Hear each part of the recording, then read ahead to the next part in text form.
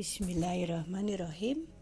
Assalamualaikum warahmatullahi wabarakatuh. Anak-anak ibu yang ibu sayangi, apa kabar hari ini? Semoga kalian semua dalam keadaan sehat walafiat. Kembali kita berjumpa dalam pembelajaran bahasa Indonesia. Semoga kalian tetap bersemangat dalam belajar agar ilmu kalian terus bertambah. Dengan ilmu, seseorang akan memahami pengetahuan tentang kuasa Allah Subhanahu wa Ta'ala. Orang berilmu akan berbuat bijak dan menghindarkan diri dari segala perbuatan yang tidak baik. Seperti biasa anak-anakku sekalian, awali pembelajaran kali ini dengan terlebih dahulu berdoa.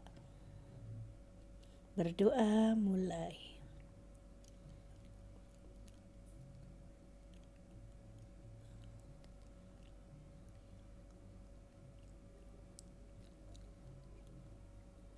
Berdoa selesai. Semoga yang kalian pelajari kali ini bermanfaat bagi kehidupan sehari-hari. Pada pembelajaran sebelumnya, kita sudah mempelajari dan membahas tentang pengertian teks eksposisi. Nah, untuk pertemuan kali ini, kita akan mempelajari struktur dan kebahasaan teks eksposisi. Namun, sebelum ibu melanjutkan ke pembelajaran berikutnya,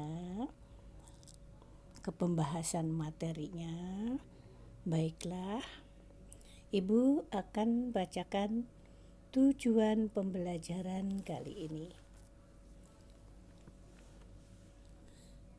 Setelah siswa mengikuti pembelajaran daring, peserta didik diharapkan 1. Memahami dan mengungkapkan struktur teks eksposisi. Yang kedua, memahami kebahasaan teks eksposisi.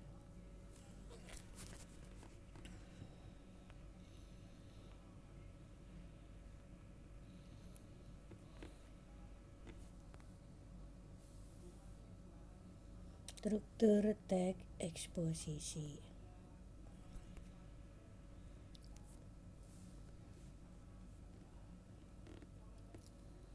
Kompetensi dasarnya yaitu 3.6 mengidentifikasi unsur kebahasaan dan aspek lisan dalam teks eksposisi. Tujuan tadi sudah ibu bacakan anak-anakku sekalian.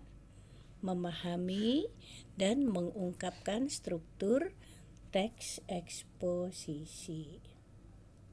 Yang kedua, memahami kebahasaan teks eksposisi.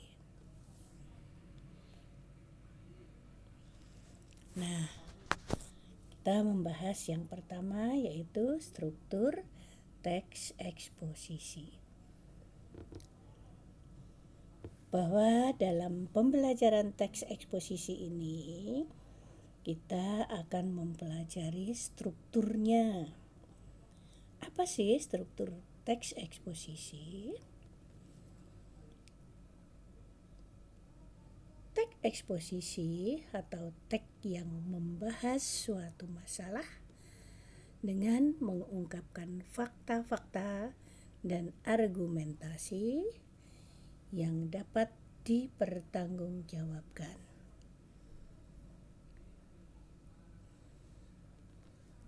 Adapun struktur teks eksposisi itu terbagi menjadi 3 bagian. yaitu 1. Tesis atau pernyataan pendapat, 2. Argumentasi, 3. Penegasan ulang. Jadi anak-anakku sekalian, dalam teks eksposisi itu terdiri dari paragraf pertama itu ada tesis, kemudian paragraf yang terakhir itu merupakan penegasan ulang. Nah, di antara paragraf pertama dan paragraf terakhir itu yang dinamakan dengan argumentasi. Nah, baik, nanti Ibu lanjutkan pembahasan satu persatu. Nah, sekarang kita akan mempelajari tesis. Apa itu tesis? Tesis adalah pernyataan pendapat atau bagian pembuka dalam teks eksposisi. Ingat anak-anak, tesis bagian awal atau pembuka dari teks eksposisi. Bagian tersebut berisi pendapat umum yang disampaikan penulis terhadap permasalahan yang diangkat dalam teks eksposisi. Biasanya teks eksposisi ini berada di awal teks. Contoh sekarang, dengarkan baik-baik anak-anakku sekalian.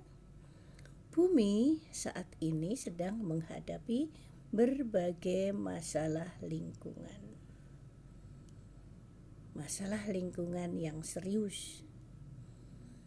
6 masalah lingkungan yang pertama tersebut adalah ledakan jumlah penduduk, penipisan sumber daya alam, perubahan iklim global, kepunahan tumbuhan dan hewan, kerusakan habitat alam, serta peningkatan polusi dan kemiskinan.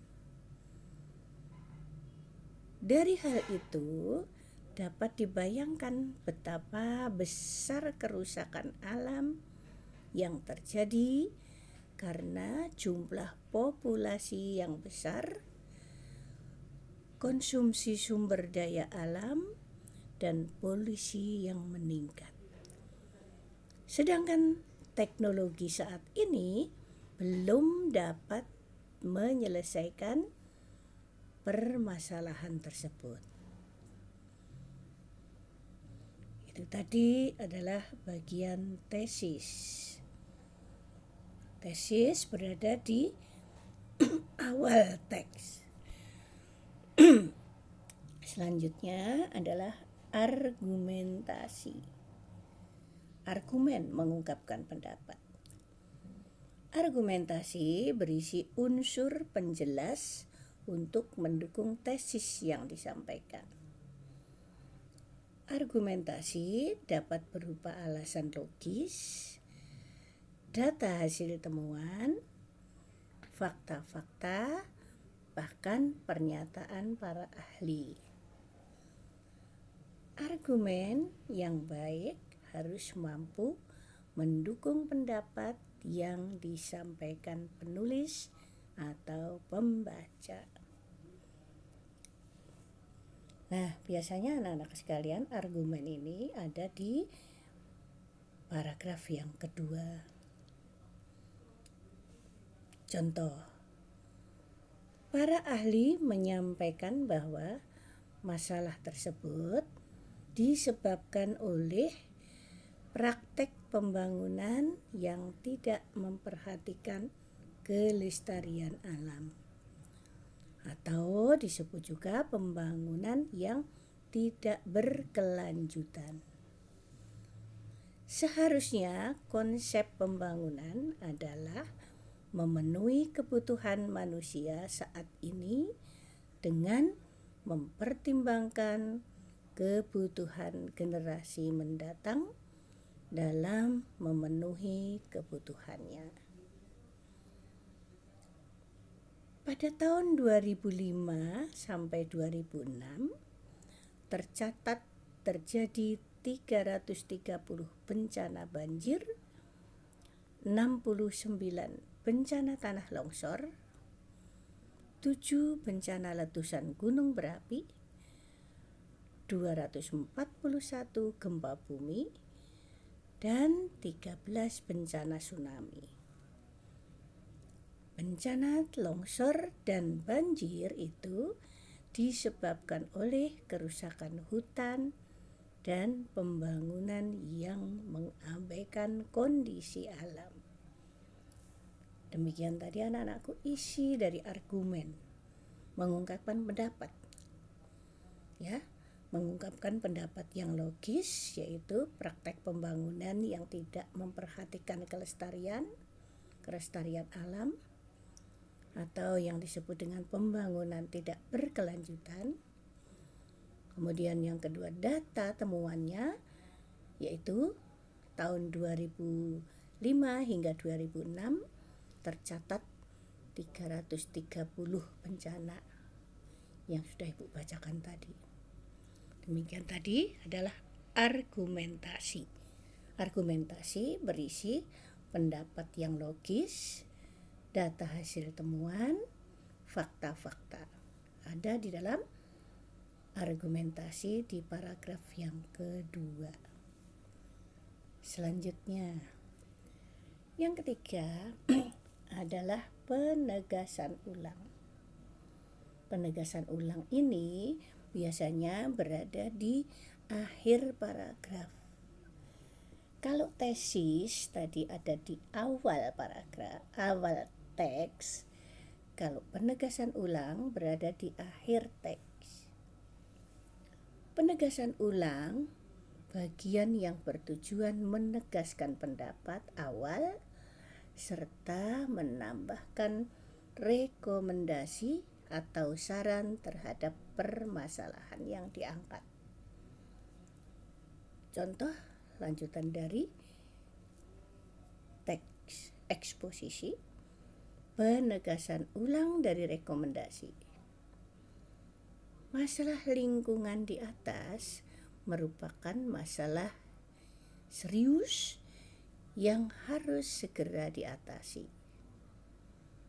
Meskipun tidak mungkin mengatasi keenam masalah utama lingkungan tersebut, sebaiknya harus dicari solusinya untuk mencegah bertambah buruknya kondisi bumi. Jadi dalam penegasan di sini menegaskan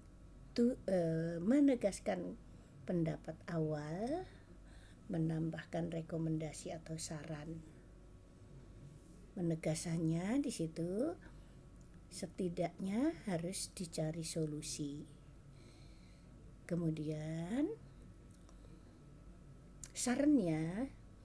saran dari penegasan ulang di sini, ya,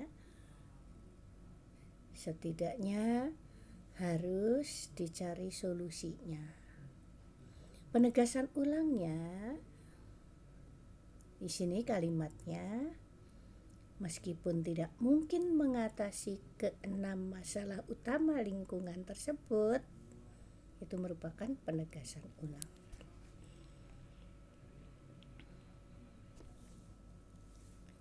Ibu simpulkan kembali ya struktur teks eksposisi tadi anak-anakku sekalian, yaitu ada tesis, ada argumentasi, dan ada penegasan ulang. Selanjutnya, yang kedua yaitu memahami kebahasaan teks eksposisi, yaitu unsur kebahasaan. Nah, unsur kebahasaan di sini antara lain ada kata istilah. Ya, apa itu kata istilah?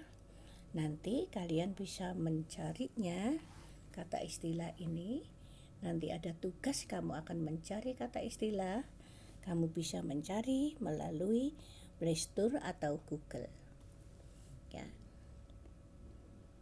Kata istilah yang berkaitan dengan teks eksposisi di atas tadi, yaitu ada polusi, ada habitat, ada perusakan iklim, ada iklim.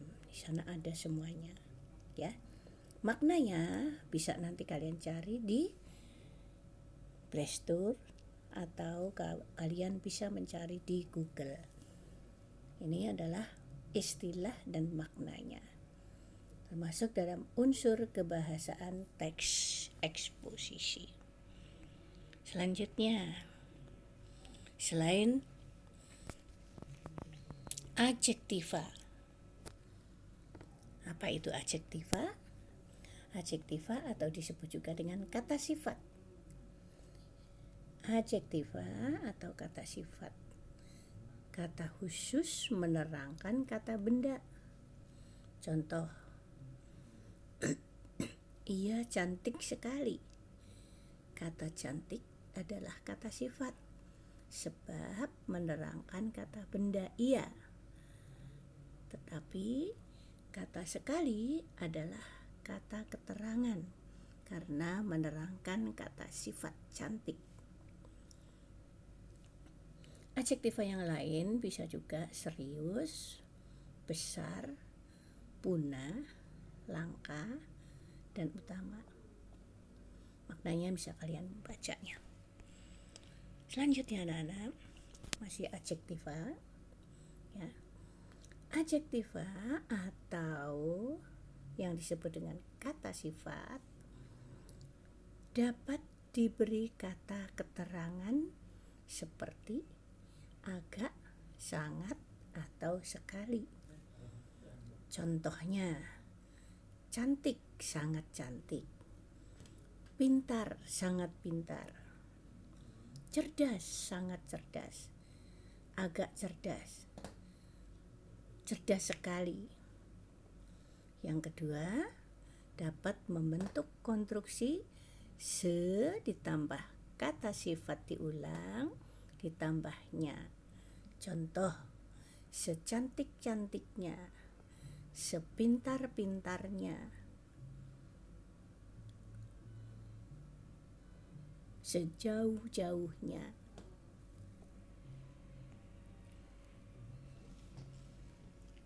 Setelah adjektiva, selanjutnya adalah afiksasi. Afiksasi atau pengimbuhan. Afiksasi atau pengimbuhan adalah proses pembentukan kata dengan cara pemberian imbuhan yang berupa awalan atau disebut juga prefix, sisipan atau infix, akhiran atau sufiks, afiks gabungan maupun konfiks. Contoh, memakan. Kata dasar makan mendapat prefix me jadi memakan. Gemetar. Dari kata dasar getar mendapat infix menjadi gemetar. Makanan. Kata dasar makan mendapat sufiks an, makanan. Konfiks. Konfiks adalah gabungan awalan dan akhiran yang melekat bersama-sama. Contoh di sini, kemasyarakatan. Dari kata dasar masyarakat dapat konfiks ke dan an menjadi kemasyarakatan. Perdamaian. Dari kata dasar damai mendapat konfiks pe-an jadi perdamaian. Mempelajari. Kata dasar belajar dapat konfiks moi. Pelajar masih bisa dijabarkan yaitu ajar dan be. Itu tadi adalah afiksasi, yaitu pengimbuhan awalan, prefik, sisipan, infik, akhiran, sufik, afik gabungan, dan konfik.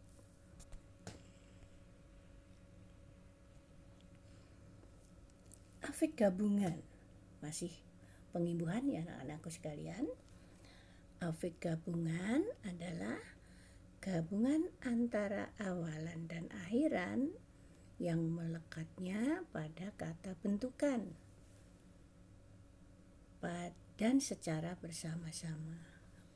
Bandingkan dengan diagram pohon berikut. Ini diagram pohon namanya. Memunguti.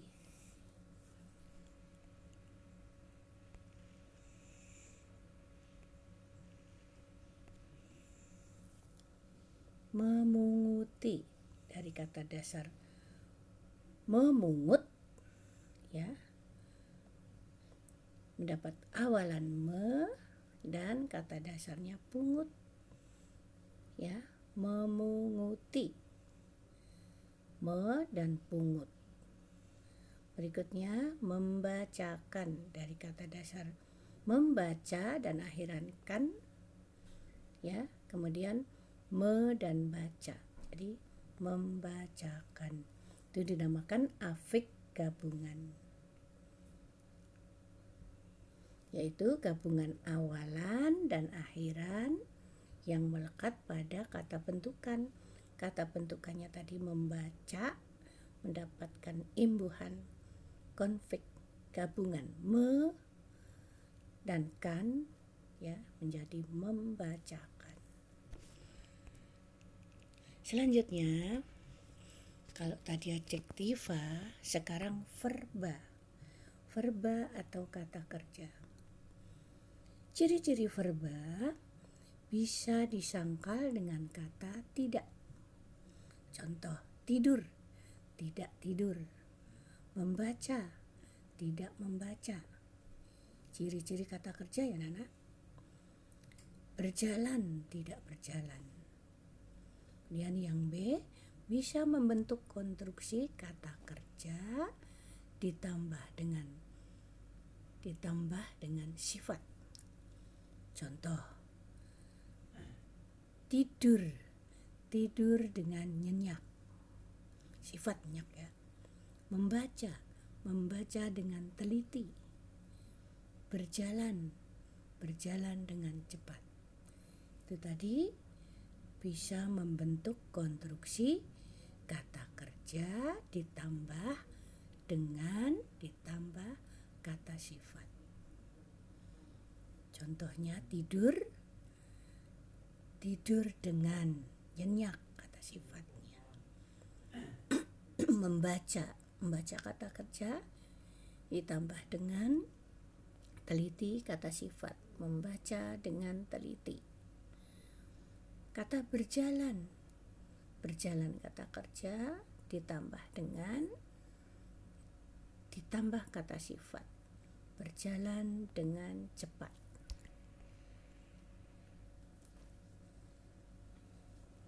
Verba atau kata kerja ya, jika di dalam kalimat verba dibagi menjadi kalimat aktif dan kalimat pasif. Contoh kalimat aktif. Kalimat aktif transitif yaitu mempunyai kalimat yang mempunyai objek. Ya, kalimat aktif transitif adalah kalimat yang mempunyai objek. Contoh, ia membaca buku pelajaran. Subjeknya ia, predikatnya membaca, objeknya buku pelajaran. Yang B, kalimat dwitransitif yaitu kalimat yang membutuhkan kehadiran objek dan pelengkap. Contoh, ibu menjahitkan adik saya baju baru. subjeknya ibu menjahitkan, predikatnya objek adik saya, pelengkapnya baju baru. Yang C, kalimat transitif, yaitu yang boleh diikuti objek, boleh tidak. Contoh, adik menangis, adik menulis cerita. Hanya subjek dan predikat saja. Berikutnya, kalimat aktif intransitif, yaitu kalimat aktif yang menggunakan objek. Contoh, adik tidur siang. Ya, subjek predikat, adik tidur siang. Adik subjek, tidur siang predikat. Ya.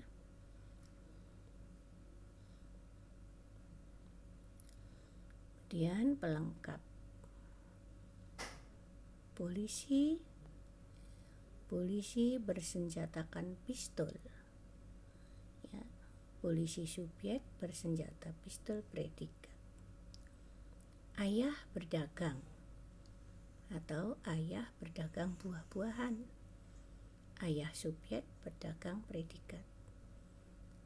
Ayah subjek berdagang buah-buahan predikatnya. Jadi kalimat aktif intransitif yaitu kalimat yang tidak memerlukan objek. Selanjutnya, verba, kata kerja. Verba ini dapat dibagi menjadi dua kalimat, yaitu kalimat pasif. Kalau yang pertama tadi adalah kalimat aktif, sekarang kalimat pasif. Ada dua macam predikat kalimat pasif, yaitu kata kerja berimbuhan ter, ke, an, atau di. Pasif persona yaitu gabungan kata ganti kata kerja. Contoh, Adi dimarahi ibu, adik terjatuh, buku ini aku pinjam. Subjeknya buku, aku pinjam predikatnya. Namanya predikat pasif persona.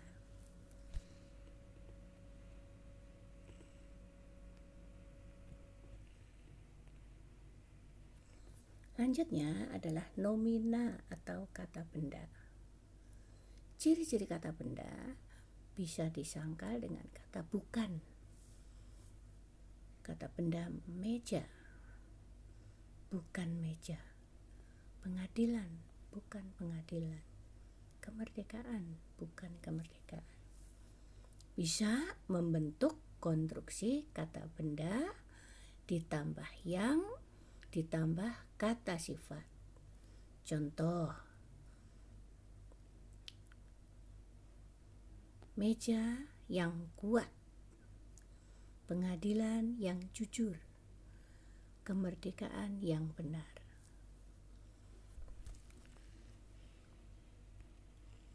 Demikian tadi anak-anakku sekalian,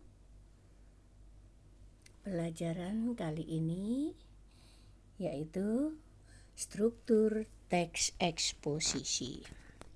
Jika nanti ada latihan, LKS-nya harus segera dikerjakan. Jika membuat contoh, jangan membuat contohnya persis dengan yang saya contohkan. Cari contoh yang lain yang ada di buku paket, banyak sekali contoh-contohnya. Demikian Ibu akhiri, wabillahi taufik wal hidayah. Wassalamualaikum warahmatullahi wabarakatuh.